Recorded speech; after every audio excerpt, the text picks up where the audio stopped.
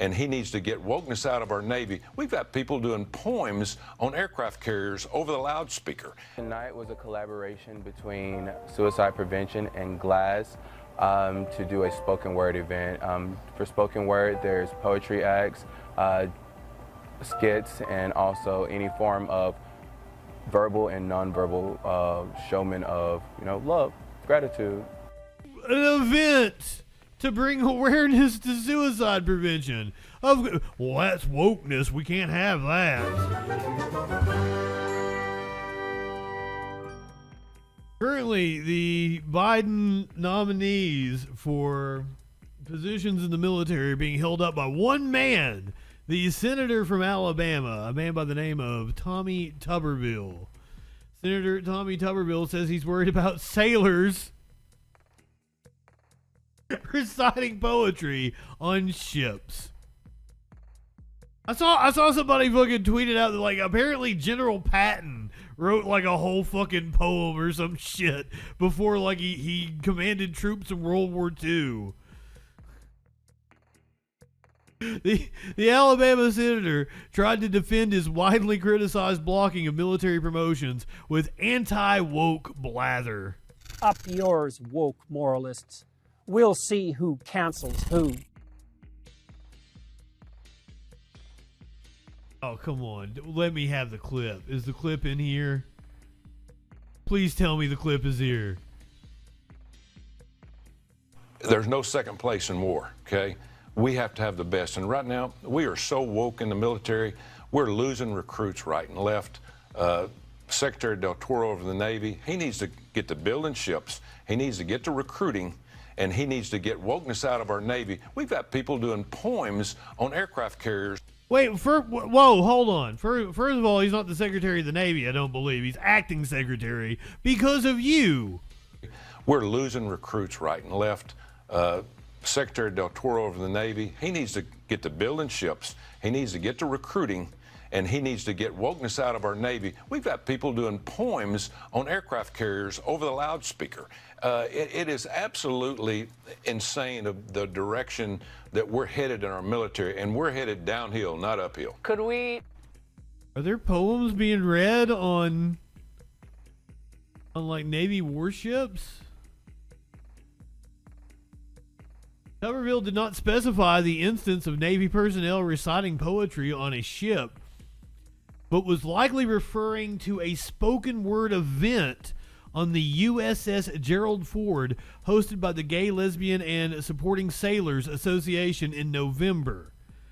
Tuberville previously griped about a non-binary junior officer praising the gathering.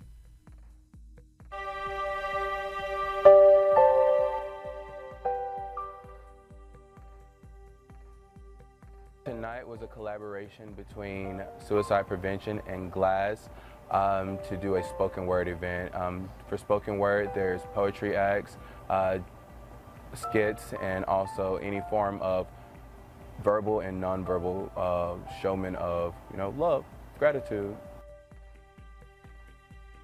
Gratitude. Being grateful for everything that we have here.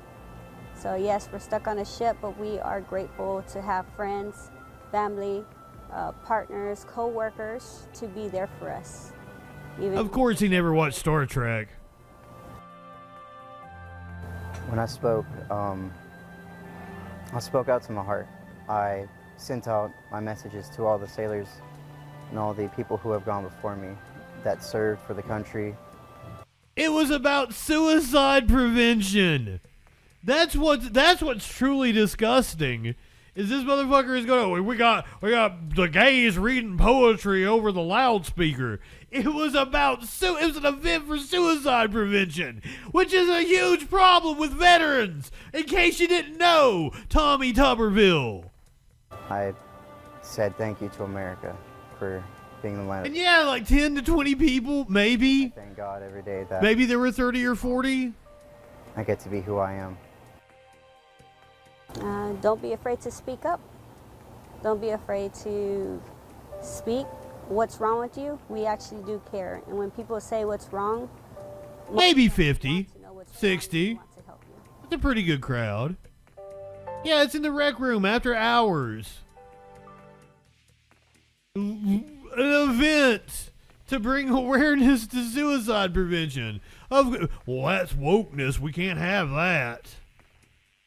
What a piece of shit Tommy Up Tuberville yours, is. woke moralists. We'll see who I'm cancels torn who. because, like, on the one hand, fuck the military. I really don't give a shit. But on the other hand, like, there are people who believe that he might be trying to keep those positions open so Trump can name them should Trump become president again. So that's not cool. But also, like, if we're going to send soldiers out to war and put them in war zones, take fucking care of them. Don't let them come back broken people without any support. That's horrible. If you are willing to put your life on the line for the country, now, debatable whether you actually put your life on the line for the fucking country, but if you are going to theoretically do that, then you should be taken care of by this country, and it's disgusting that we don't.